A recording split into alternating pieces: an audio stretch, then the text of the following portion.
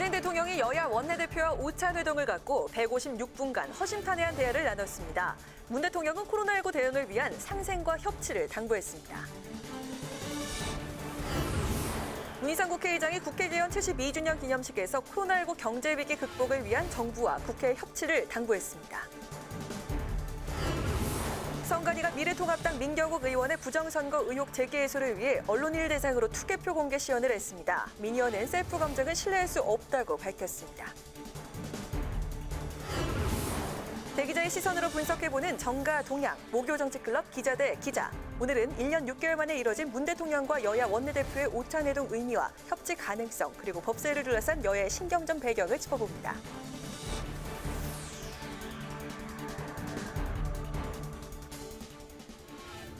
안녕하십니까. 5월 28일 의정종합뉴스 뉴스엔 시작하겠습니다. 문재인 대통령이 오늘 여야 원내대표들과 청와대에서 오찬을 함께했습니다. 대통령과 여야 원내대표의 청와대 회동은 1년 반 만인데요. 핵심은 코로나19 위기 극복을 위한 협치였습니다. 김현 기자가 보도합니다.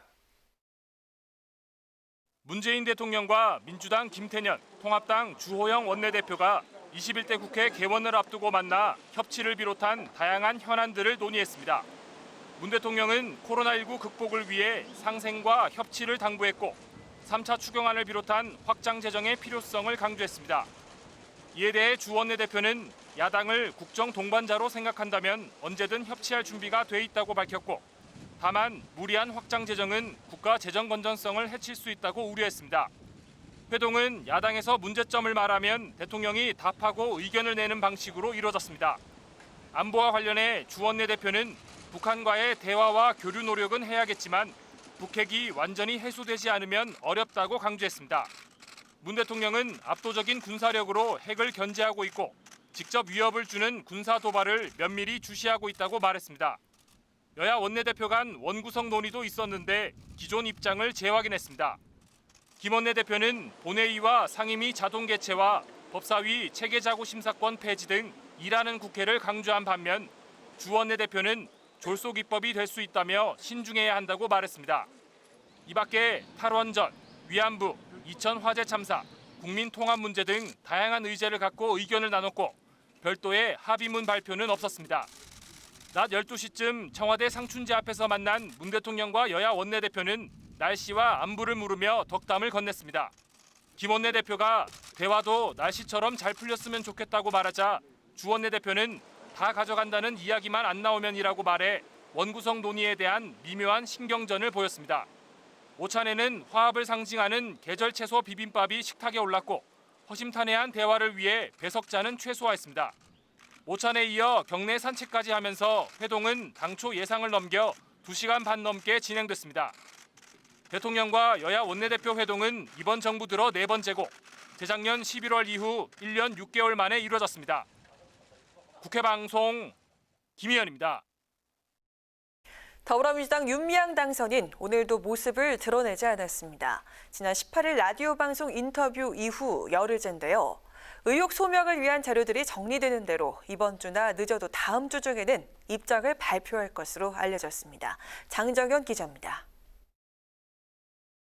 열흘째 침묵을 이어가고 있는 더불어민주당 윤미향 당선인이 입장을 정리 중인 것으로 전해졌습니다. 서른 최고위원은 윤 당선인이 예금 계좌와 사용처 등을 검토 중인 것으로 알고 있다며 조만간 입장을 발표할 것이라고 전했습니다. 조만간에 윤미향 당선자가 자기가 갖고 있는 예금 구좌하고 계좌하고 그동안에 썼던 이 사용처 이런 거 등등을 지금 면밀하게 검토하고 있는 걸로 알고 있습니다. 이어서 지난 30년 동안 위안부 문제를 세계에 널리 알린 윤 당선인의 공과 이번 일은 구분돼야 한다며 국민들도 윤 당선인의 소명이 나오면 그때 판단해달라고 말했습니다.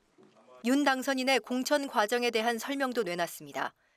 전 더불어시민당 우희종 대표는 비례대표 후보 제안은 시민당에서 먼저 한 것으로 윤 당선인에 대한 당의 검증 과정은 철저했다고 밝혔습니다. 민주당보다 더 엄격하게 했습니다. 아, 그래요? 예, 새벽에 전화를 걸어서 내용 사실을 확인하고 이제 그래서 뭐 윤미향 씨도 마찬가지로 그렇게 검사 받았을 거라고 보는데요.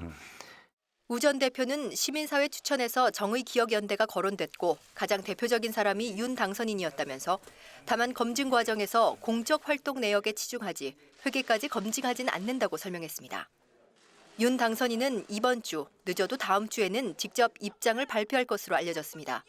이런 가운데 범여권인 정의당은 21대 국회 개원 전인 내일까지 윤 당선인과 민주당이 책임 있는 입장을 밝히라고 요구했습니다. 국회 회기가 시작되면 불체포 특권 때문에 윤 당선인 조사가 차질을 빚을 수도 있다는 우려가 나오고 있습니다. 그래서 21대 국회 공식 회기가 시작되는 오는 6월 5일 이전 검찰이 윤 당선인을 소환 조사할 가능성도 제기되고 있습니다. 국회 방송 장장현입니다.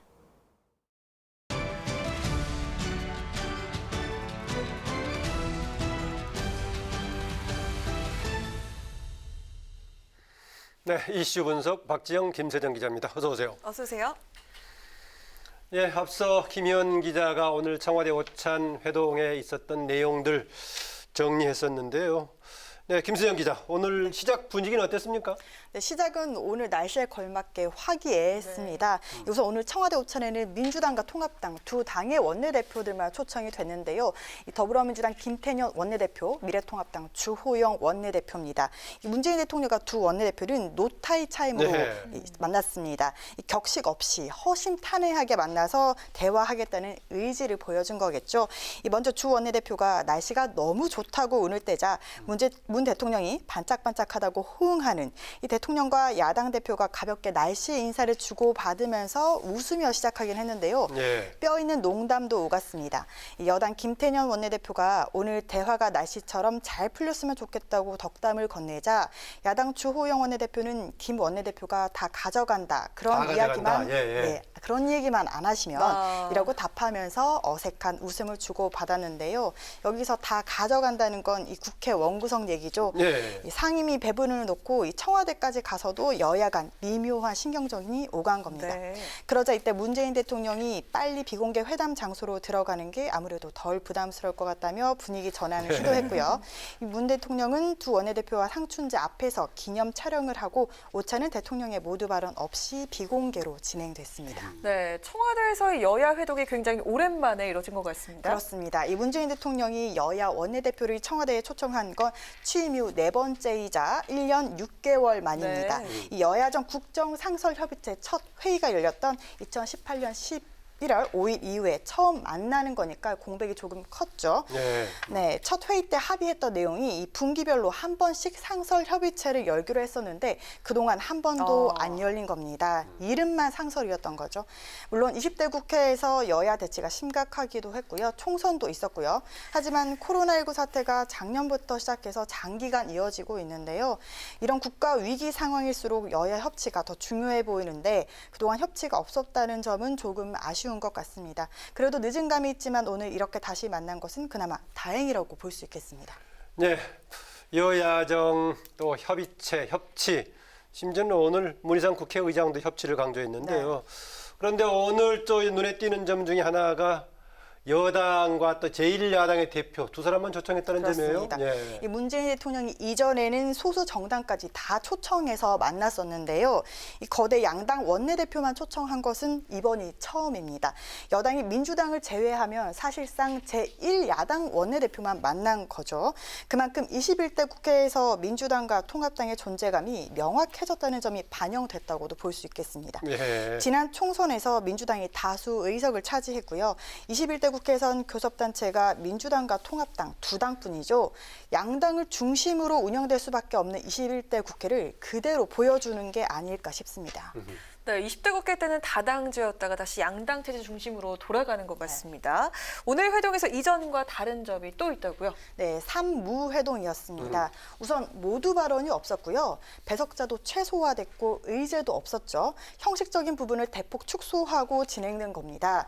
이전 회동에선 비서실장과 정무수석, 소통수석 등이 함께 했다면 오늘은 노영민 비서실장이 청와대에선 유일하게 참석했는데요.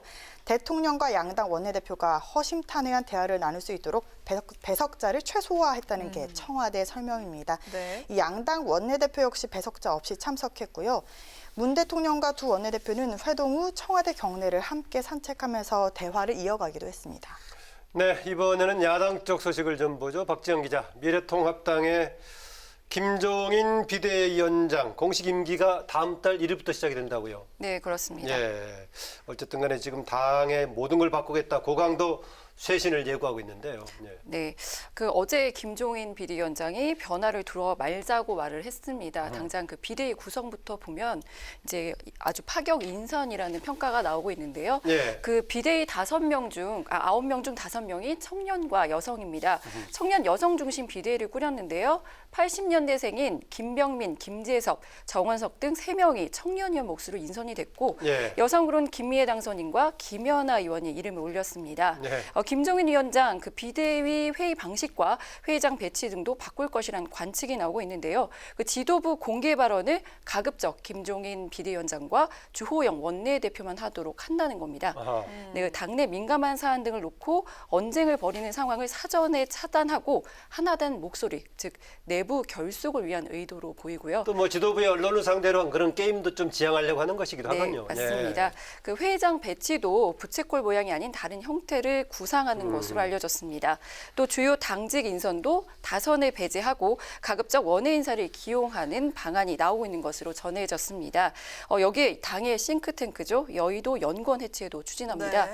그 여의도 연구원 최근 그 새로운 정책 이슈를 선점하지 못한 데다 그 여론조사 결과도 빗나가는 등 그 당 안팎에서 그 선거 패배 원인으로 지목이 되기도 했었는데요. 예, 제 역할을 못했다는 거네요. 그러니까. 그렇습니다. 예. 그 해체 이후에 그 신규 법인을 설립을 해서 연구진과 행정 인력을 새로 채용할 방침인 것으로 알려졌습니다. 네, 어제 저희 뉴스엔에서 당명을 미리 지어보는 순서도 있었지 그랬죠, 않습니까? 예. 미래통합당 당명 교체가 거론되는 것 같던데요.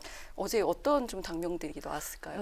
뭐 경제당, 장성철 소장은 경제당으로 네. 가자, 뭐 이런 얘기. 네, 개혁당, 혁신당 이런 식으로. 어쨌든 지금 세술은 세 부대에 담아야 한다는 말이 나오고 있기 때문에 네. 비대위에서 당명을 바꿀 것으로 보입니다. 그 통합당 김상훈 의원도 오늘 한국당과의 합당 선포식에서 우선 당명을 통합당으로 가지만 비대위에서 별도 당명 개정 계획을 갖고 있다고 밝혔습니다. 김종인 비대위원장 총선 직후 한 라디오에서 당명이 머릿속으로 익숙하게 들어오지 않는다고 토로한 바 있는데요. 네. 실제로 그 총선 당시에는 그 총괄 선대위원장이었는데요. 유세를 할 때 당명을 민주통합당으로 잘못 예, 실수한 적이 한 번이 아니라 두세 번 있었던 것 예, 같아요. 맞습니다. 예. 하지만 그 당명을 바꾼 지 불과 서너 달밖에 지나지 않았기 때문에 잦은 당명 변경에 따른 비판도 나올 수 있을 것 같습니다. 이 밖에 김종인 비대위 많은 과제를 안고 있습니다. 통합당 개헌 저지선인 그 103석밖에 되지 않는데요.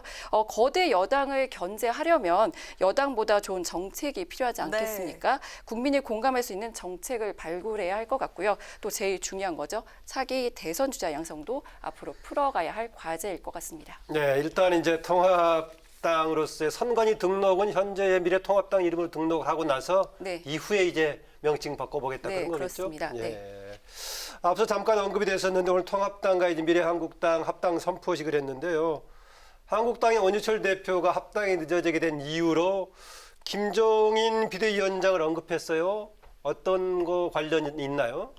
네, 그 원유철 대표가 그 임기 연장을 노린 이유에 대해서 그동안 여러 추측들이 있었는데요. 예. 뭐 상임위원장 배분 문제다, 뭐 국고 보조금을 더 받으려는 거다, 또 심지어는 원유철 뭐 대표 개인 관련이 있다, 뭐 이런 네, 얘기까지 뭐 나왔었죠. 재판 관련 때문이다, 뭐 이런 비판이 있었는데 그동안 참 마음 고생이 심했나 봅니다. 그 원유철 대표가 자신의 SNS를 통해서 밝혔는데요. 그 제목부터가 미래한국당의 엑스파일을 해체합니다입니다. 그 총선 직후 김종인 비대위원장이 합당을 급하게 서둘지 말라는 당부가 있었다는 건데요.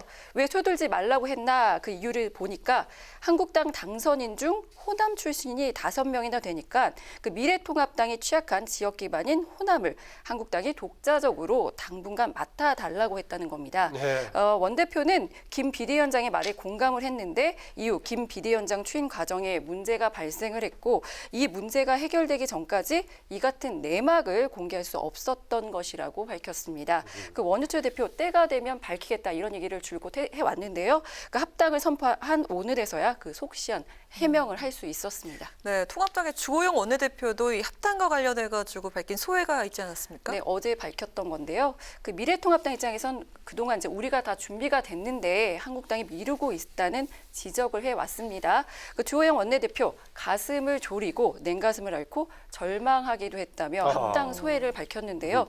또 합당이 어찌 보면 당연한 일인데 손을 대보니 엄청 어려운 숙제로 변해 있었다고 심경을 토로를 했습니다.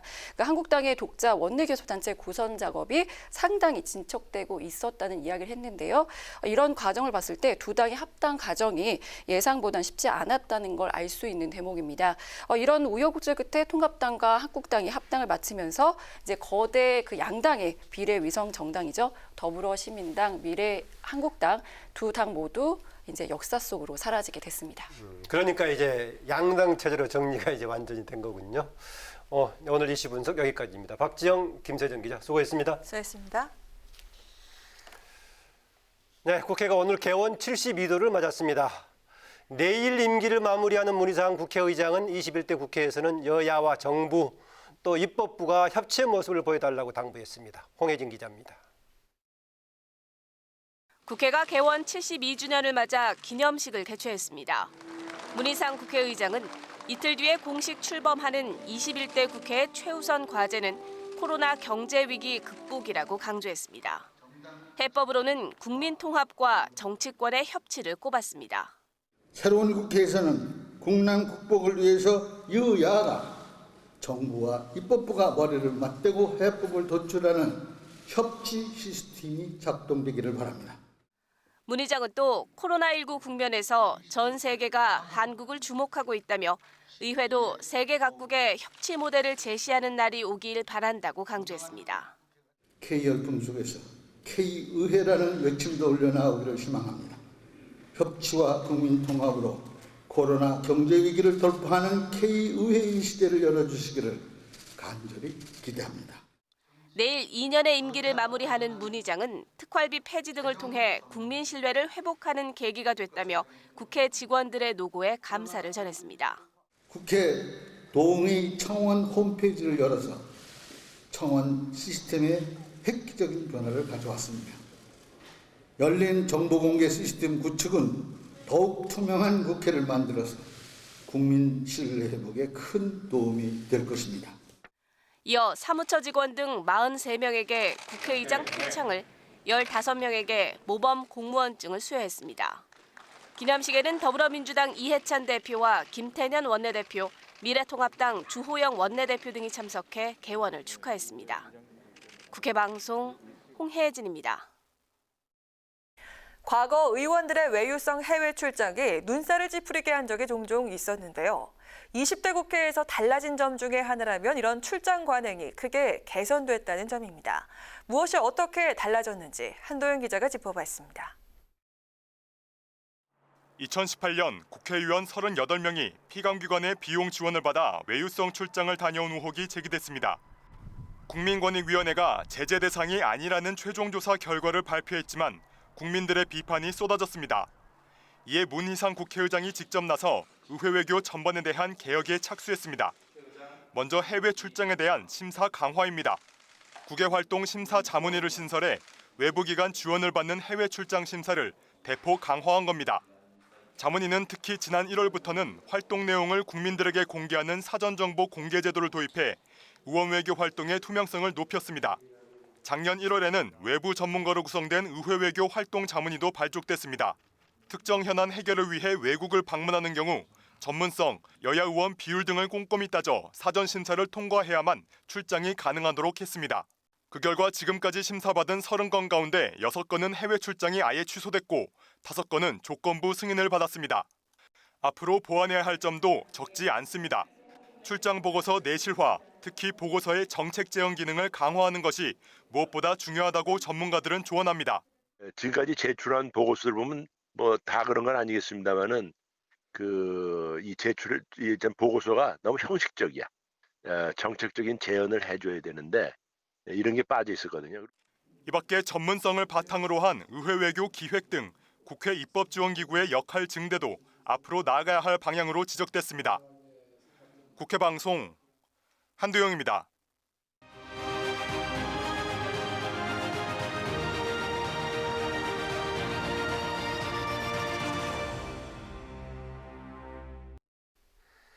(21대) 국회 당선인을 만나보는 시간입니다. 오늘은 더불어민주당 영입인재 1호였죠. 최혜영 당선인입니다. 장애를 극복한 발레리나 출신의 최혜영 당선인을 강민지 기자가 만났습니다. 무용수였던 최혜영 당선인은 대학생이던 17년 전 교통사고로 척수장애 판정을 받았습니다. 이후 직접 설립한 한국장애인인식 개선교육센터 이사장과 사회복지학 교수로 일하면서 장애인 인식 개선 활동에 전념했습니다. 최 당선인이 정치권에 발을 들인 이유는 하나, 장애인 문제 해결에 기여하고 싶어서입니다. 최 당선인 눈에는 국회도 바꿔야 할 것이 적지 않습니다. 제가 어디를 이동을 하더라도 경사로가 어디에 있는지, 엘리베이터가 어디에 있는지 안내 표시가 하나도 없어요. 그런 사소한 것들을 좀 바꾸고 와야 될 것 같아요. 그동안 전체 국회의원 대비 장애인 의원 비율이 턱없이 낮았던 점을 지적하며 당사자로서 입법 활동에 나서겠다고 밝혔습니다. 특히 장애인에게 일이 중요하다는 평소 생각을 실천하기 위해 보좌진부터 중증 장애인 위주로 꾸릴 생각입니다. 저는 채용할 거고요. 예, 지금 현재 중증 장애인으로 열심히 꾸준히 우리의 모습을 보여준다면 그것도 하나의 의정 활동이지 않을까 싶어요. 최 당선인은 21대 국회 장애인 당선인 4명 중 유일한 여당 소속입니다. 장애 당사자인 만큼 그들의 고충과 바람이 정부 여당의 정책에 반영될 수 있도록 하겠다는 각오가 남다릅니다. 열심히 일한 사람, 누군가를 열심히 대변해준 사람, 이렇게만 기억을 해주셨으면 좋겠어요. 국회 방송 강민지입니다. 중앙선관위가 4.15 총선 이후 제기된 투개표 조작 의혹을 해소하기 위한 공개 시연회를 열었습니다. 선관위는 투개표 조작이 불가능하다는 점을 거듭 강조했는데요. 의혹을 제기한 통합당의 민경욱 의원은 선관위의 검증을 신뢰할 수 없다는 입장을 내놨습니다. 보도에 임채원 기자입니다. 중앙선관위가 총선 투표 상황을 재구성해 투개표 과정을 공개했습니다.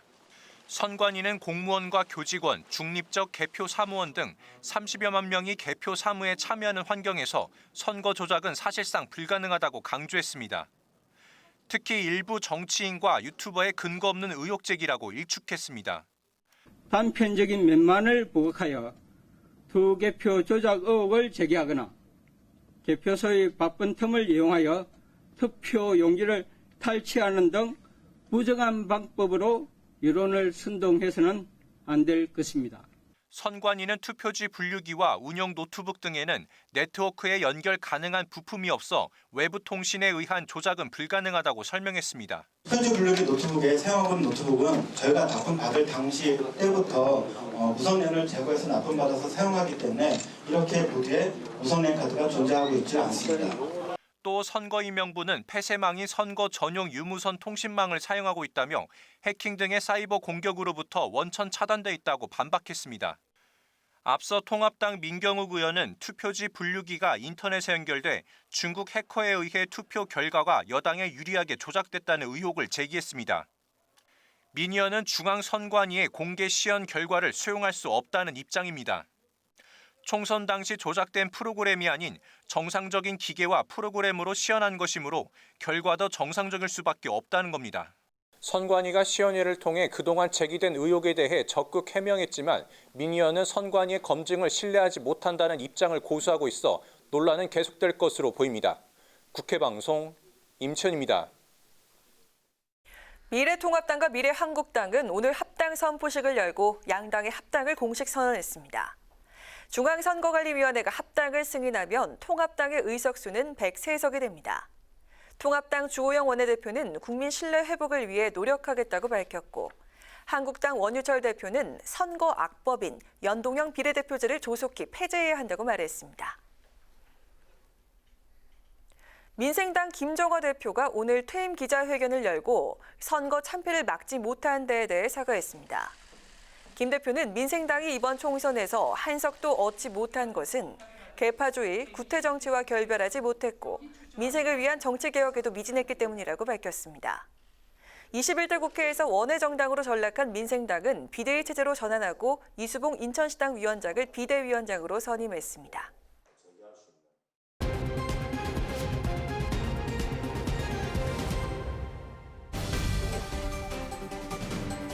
사람들의 시선을 끈 오늘의 정치 뉴스 강아랑의 정치톡 시간입니다. 5월 28일 정치면을 장식한 뉴스는 무엇이었는지 첫 번째 정치톡부터 만나보시죠. 오늘 청와대에서는 문재인 대통령과 민주당 김태년 원내대표, 통합당의 주호영 원내대표의 오찬 회동이 있었죠. 대통령과 여야 원내대표가 한자리에 모인 건 1년 6개월, 무려 566일 만인데요. 당시에는 비교섭단체까지 초청이 됐지만 오늘 회동은 여야 교섭단체만 대상이 됐습니다. 이에 대해서 정의당이 실망스럽다는 입장을 밝혔다고 하는데 어떤 이유일까요? 당연히 서운하고요. 교섭단체만 먼저 청와대 자리를 갖는다라고 하는 것은 21대 국회를 보다 더 협치의 국회 또 생산적인 국회로 만드는 부분에 있어서는 정의당 입장에서 약간 실망스럽다는. 문 대통령과 여야 원내대표의 청와대 오찬 회동 계획이 전해진 직후 정의당의 배진교 원내대표는 이렇게 유감을 나타냈습니다. 21대 국회가 출범하면서 정의당이 첫 여야정 논의 테이블에서 빠진 것은 청와대가 향후 협치의 범위를 미래통합당과의 관계만으로 축소하는 것이 아닌지 우려된다라는 건데요. 이에 대해 청와대 측은 개원 등 원내 관련 논의를 하는 자리라 2개 교섭단체 원내대표만 부른 것이라고 설명했습니다. 하지만 지난 2018년 청와대 회동 때도 정의당은 유일하게 비교섭단체로 참여를 했었고 그동안 문 대통령이 정당 대표들과 만나는 자리에 정의당이 빠진 경우가 거의 없었기 때문에 이번 회동을 보며 서운할 수밖에 없다는 게 정의당 내 분위기인데요. 정치권 일각에서는 여소야대로 정의당의 도움이 절실했던 20대 국회와는 달리 21대 국회에서는 민주당이 과반인 177석을 확보하면서 여권이 제1야당과의 협력에 힘을 쏟겠다는 의지를 보이고 있다는 분석도 나오고 있습니다. 앞으로 국정 현안 관련 협치를 논의하게 될 여야정 협의체의 참여 범위와 관련해서도 민주당은 조심스러운 입장인 반면 통합당은 교섭단체를 중심으로 해야 한다는 입장을 보이고 있는데요. 거대 양당하고만 협치하려는 것이냐는 정의당과 소수 정당들의 비판을 민주당과 통합당 그리고 청와대가 어떻게 수용할지 관심이 모아지고 있습니다. 이어서 오늘의 두 번째 정치톡입니다. 일본군 위안부 피해자 이용수 할머니의 기자회견 직후 윤미향 당선인을 둘러싼 의혹과 논란이 더 커지면서 비례대표 공천 과정의 부실 검증 비판까지 나오고 있는 상황인데요. 이에 대해서 윤 당선인을 공천했던 전 더불어시민당의 우이종 공동대표가 공천 당시 엄격한 검증을 거쳤다며 반박에 나서서 눈길을 끌었습니다. 그러면 윤미향 당선인이 비례대표로 선정되는 과정에서 혹시 검증은 좀 거쳤습니까?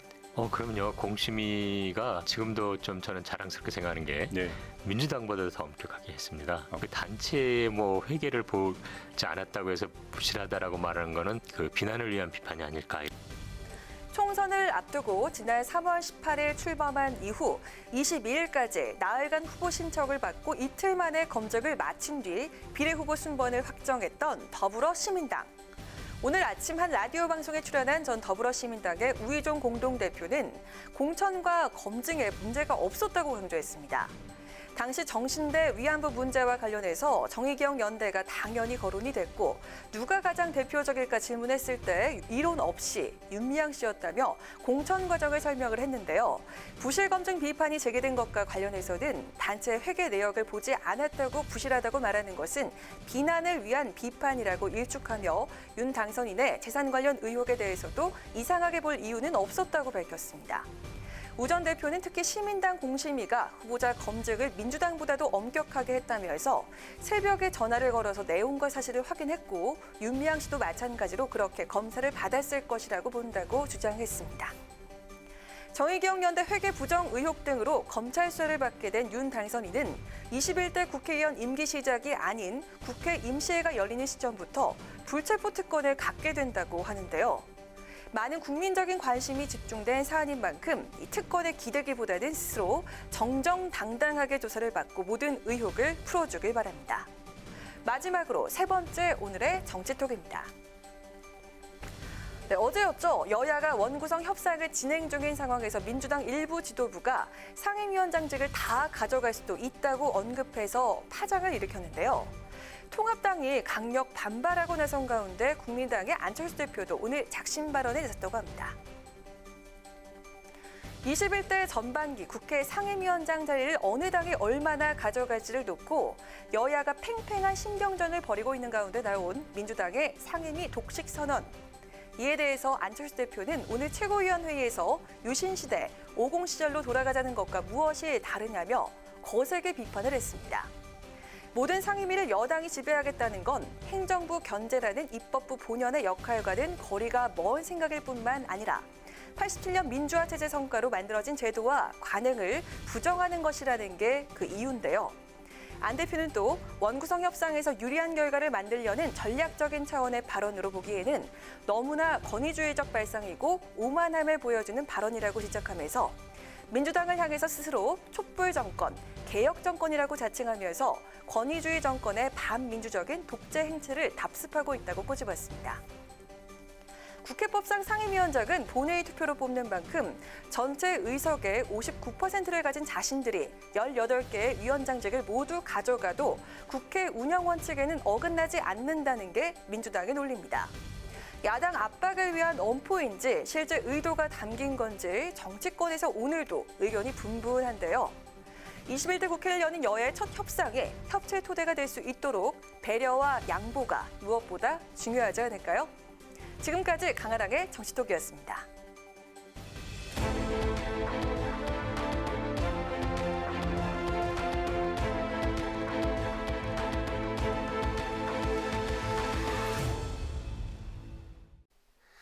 네, 정치권 동향을 대기자의 시선으로 짚어보고 또 그 행간의 의미를 분석해보는 목요 정치클럽 기자 대 기자 시간입니다. 오늘도 최병묵 TV조선 해설위원 그리고 성한용 한겨레신문 선임 기자와 함께합니다. 어서 오십시오. 어서 오세요. 안녕하세요.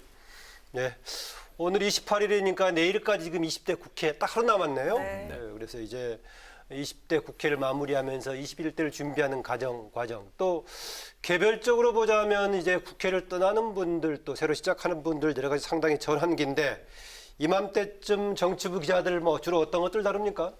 어떻습니까? 뭐 바쁘죠. 아직은 당선자들 얼굴하고 이름이 잘 익혀지지 않아가지고요. 예. 이제 몇 달 내에 국회 수첩이 나올 텐데 그걸 보고 또 열심히 외워야 됩니다. 그리고 이제 요즘은 이제 인터넷으로 많이 검색할 수 있으니까요. 어떤 분들이 당선됐는지 300명을 한꺼번에 다 외울 수는 없는 거고요. 네. 지금 열심히 공부하는 자세로 기자들이 취재를 하고 있습니다.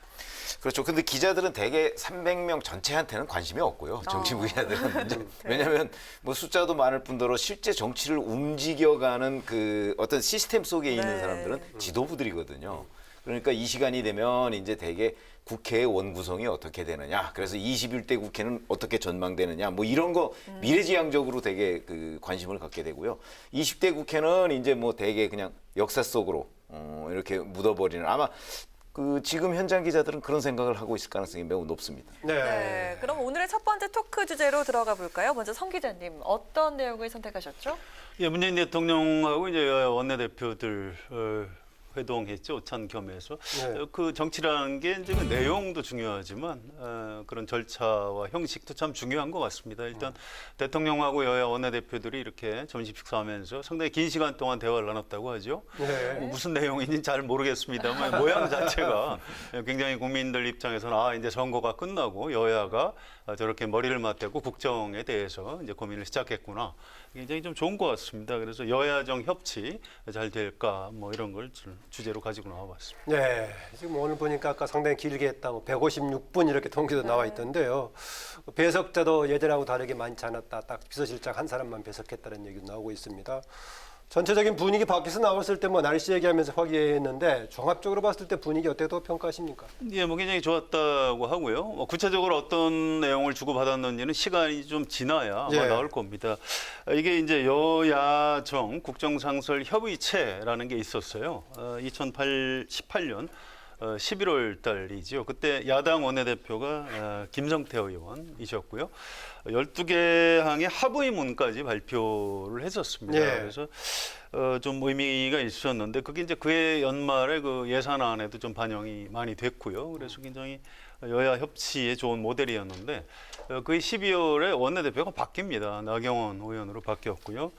그리고 그보다 이제 2019년 2월 달에 전당대회에서 황교안 대표가 원외로서 야당 대표를 맡게 되면서 뭐 원내에서 뭐 협조할 거는 한다고 했습니다만 그 이후에 벌어진 장면을 보면 광화문 집회에 나가서 이제 장애 집회를 주로 하고 이렇게 되면서 여야 대치가 심화됐죠. 그러니까 여야정 상설협의체는 딱 한 번밖에 못 됐던 겁니다. 이제 오늘 대통령하고 여야 원내대표들 오찬회동을 계기로 다시 좀 여야정 상설협의체 같은 여야가 이제 국정을 같이 풀어나가는 이런 기구를 띄워나가는 쪽으로 좀 발전을 했으면 좋겠다 이런 생각입니다. 최배무 기원께는 제가 이걸 곁들여서 질문 좀 드리고 싶습니다. 지금 공식적인 연합정부라든가 연립정부가 아닌 상태에서 여야정 협의체라는 것이 좀 가동이 좀 될 수 있습니까? 현실적으로 어떻습니까? 그거야 이제 뭐 여당이 어느 정도 그 양보하는 자세를 가지고 국정을 이끌어갈 것이냐, 전 이게 핵심이라고 봐요.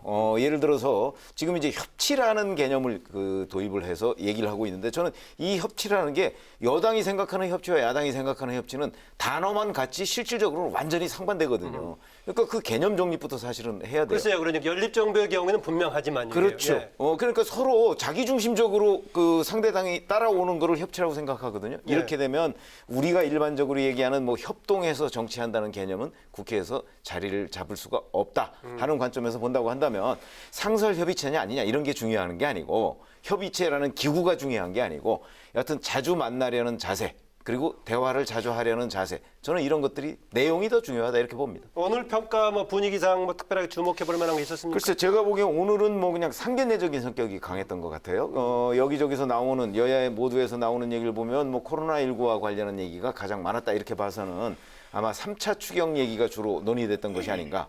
근데 지금 이제 미래통합당 주호영 원내대표 입장에서 봐서도 뭐 3차 추경 그 대원칙에 반대할 것 같지는 않거든요.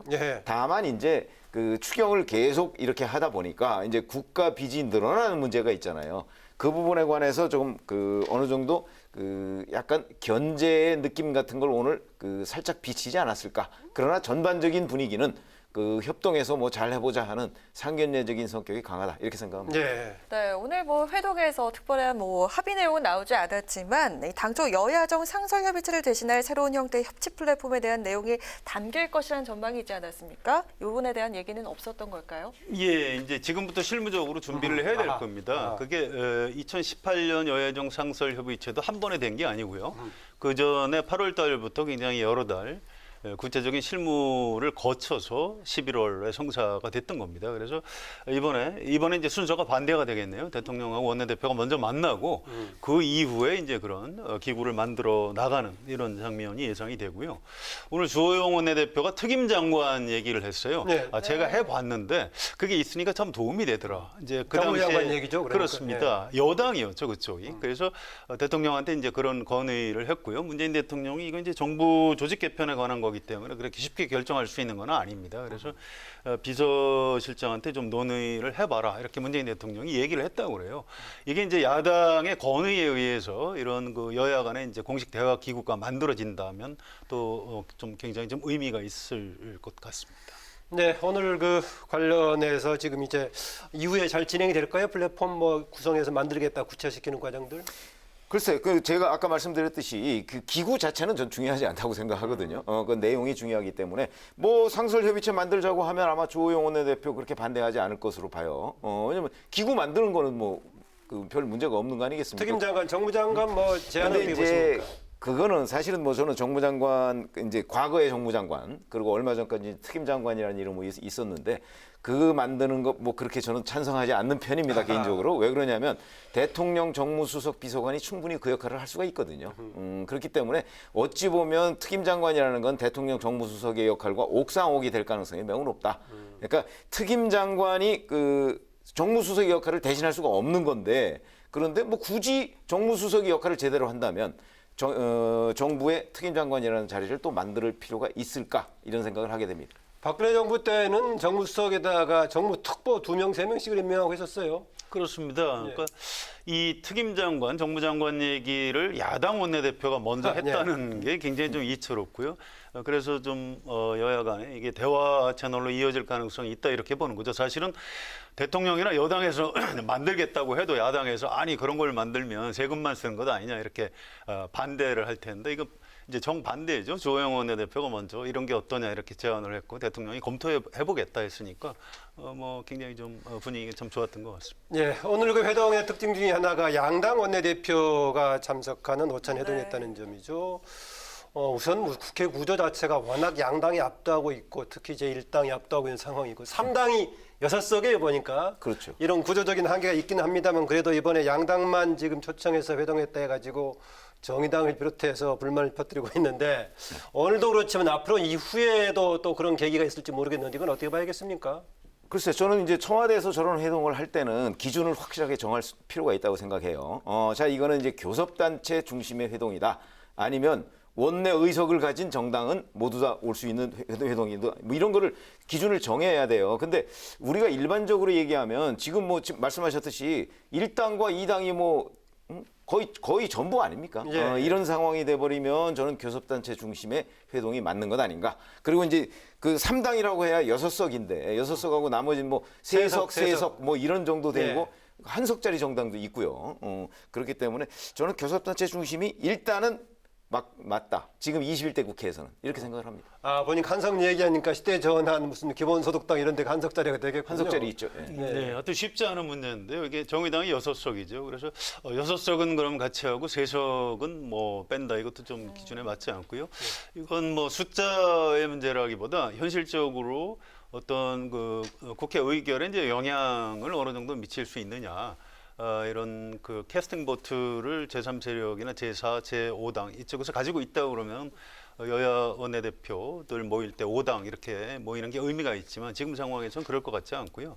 그래서 현실적으로 좀 정의당이 좀 참여하기는 쉽지 않고 당분간은 교섭단체 중심으로 좀 갈 수밖에 없는 그런 구조인 것 같습니다. 상설 협의체를 가동하더라도 마찬가지라고 보십니까? 지금은 국회 의석이 그렇게 돼 있죠. 그런데 네. 이제 알 수가 없습니다. 이 국회 의석이라는 게 수시로 좀 변화할 수도 있는 거기 때문에 이제 거기에 맞춰서 모양을 좀 만들어 나가면 될 것 같습니다. 네. 그러나 예를 들어서 이제 정의당의 정체성을 우리가 알고 있잖아요. 작년까지만 해도 이제 4+1 체제라는 그 정체성이 있단 말이죠. 그런데 이번에 보니까 원내 교섭단체를 가진 정당이 2개밖에 이제 국민의 선택이 그렇게 확정이 됐어요. 예. 그렇다면 만약에 정의당을 이 상설협의체나 이런 데에 끼워준다면, 그러니까 1당과 2당이 그렇게 되면 아마 미래통합당에서 그 부분은 굉장히 부정적으로 볼 거예요. 그렇지 않겠습니까? 예. 제가 보기엔 미래통합당으로서는 4+1 체제의 앙금이 아직 가시지 않았다. 이렇게 생각을 합니다. 네, 이번 회동에서 주 원내대표가 이명박 박근혜 전 대통령 사면 문제를 거론할 것인가 이것도 관심사였는데요. 지금 내용으로 봐서는 언급을 하지 않은 것으로 보이고 있습니다. 논란을 좀 키울 수 있는 주제에서 좀 자제를 한 걸까요? 어떻게 보십니까? 네, 기자들이 물어봤는데요. 그걸 뭐 직접적으로 얘기하진 않았다. 다만 이제 통합과 국정의 어떤 동반자, 여야 협치 이런 얘기의 맥락에 다 그게 포함된 것이다. 이제 이렇게 설명을 했어요. 그래서 이게 사실 그렇습니다. 이 사면 얘기를 야당에서 자꾸 하는 게 별로 좋아 보이지는 않아요. 또 그 전직 대통령 당사자들이 뭐 반성이나 사과, 유감 표명을 한 적도 별로 없는데 야당에서 너무 이 얘기를 자꾸 하면 매달리는 것처럼 되는 겁니다. 그런데 또 이제 법적 절차가 좀 마무리돼야 대통령이 사면을 할 수 있는 그런 그 절차적인 문제도 있어요. 형이 확정돼야 되니까요. 그렇습니다. 네. 다만 이제 문희상 국회의장처럼 이제 여권에 있는 사람이 여야 협치 차원에서 대통령이 그런 걸 검토할 때가 되지 않았느냐 이런 얘기를 하는 것은 뭐 문재인 대통령도 아마 수긍을 할 수 있다고 보이고요. 그래서 앞으로 이 문제에 대해서 뭐 여당이 사면을 뭐 하지 않겠다라든가 이런 자세는 아니고 열려 있는 자세인 걸로 보는 게 맞을 것 같습니다.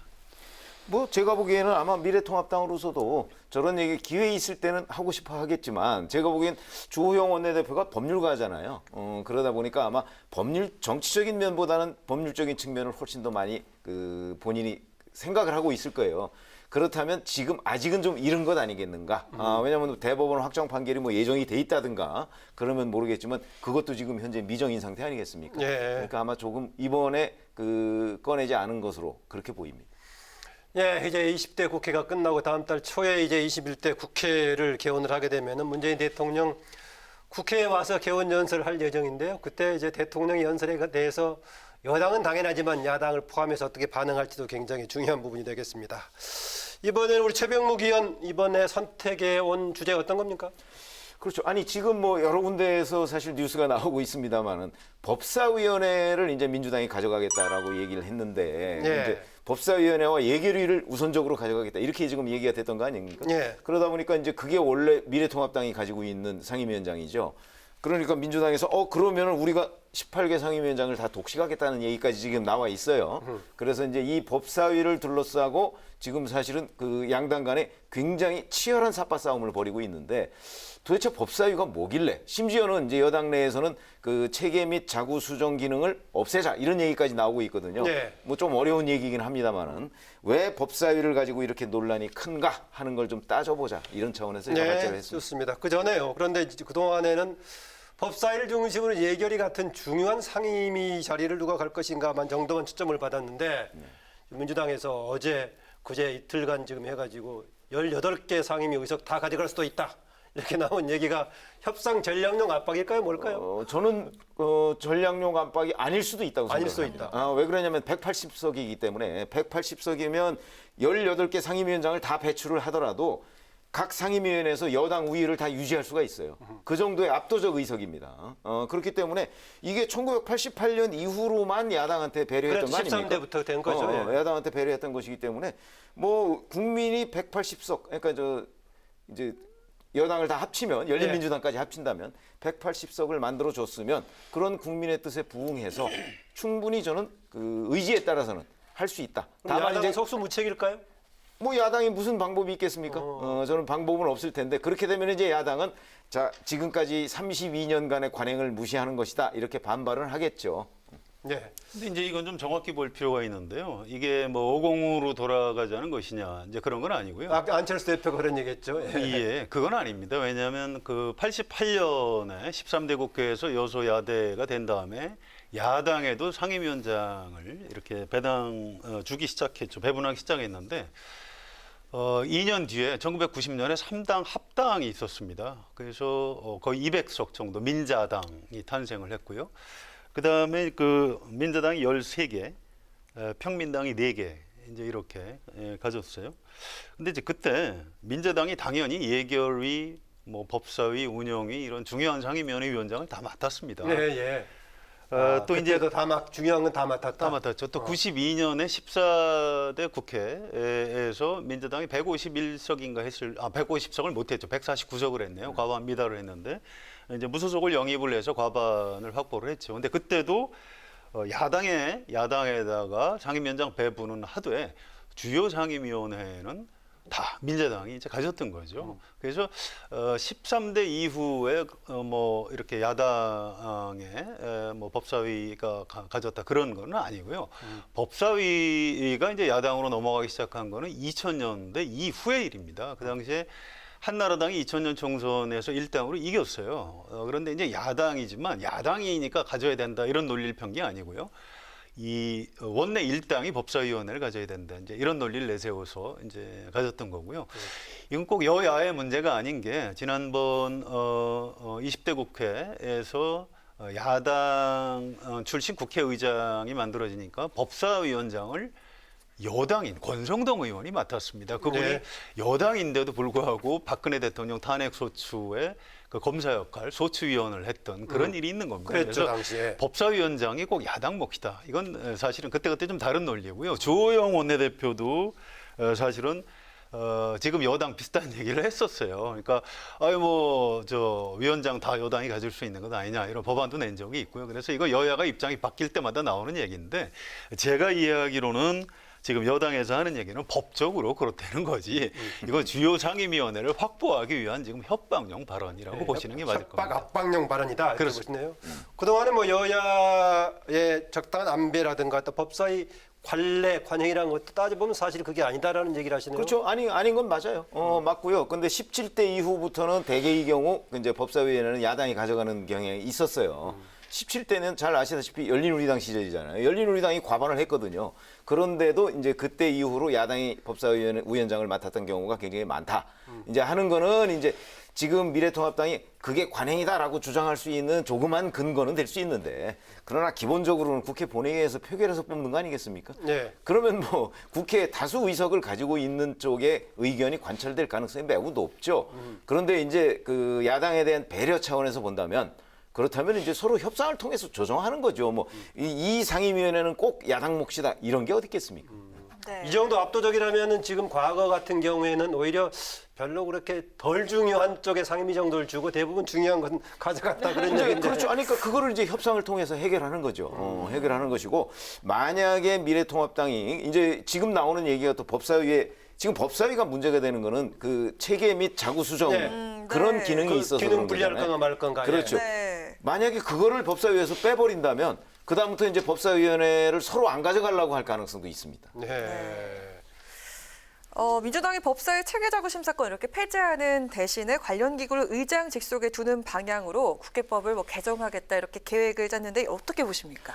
저는 뭐 그렇게 할 수도 있다고 생각은 합니다. 그건 뭐 가능한 얘기고 그런데 늘 보면 그 여당이었을 때 어느 정당이든 간에 여당이었을 때는 법사위에서 체계 및 자구 심사권을 빼자고 하고 야당이었을 때는 반대하더라고요 보니까. 그게 왜 그러냐면 야당이 법사위원장을 맡음으로써 갖고 있는 행정부 견제 기능 중에 하나예요, 그게. 그러니까 그거를 마저 빼버린다 그러면 이제 과거에 우리가 국회를 왜 통법부라고 이렇게 비하하던 시절이 있었잖아요. 그런 시절로 돌아가는 것 아니냐 하는 우려가 있는 건 사실이에요. 그러니까 국회의 통법부화를 막는 어느 정도의 약간의 견제 장치 같은 걸 한번 연구해 볼 필요가 있다. 이렇게 생각을 합니다. 그러니까 체계자구 심사권을 그냥 법사위에 두더라도 일정한 시한 안에 반드시 하도록 하는 강제 조항. 단축한다든가 이런 것. 그렇습니다. 그래서 며칠 안에 반드시 체계자구 심사를 마쳐야 한다. 이제 못 마치면 본회의로 넘어가는 거죠.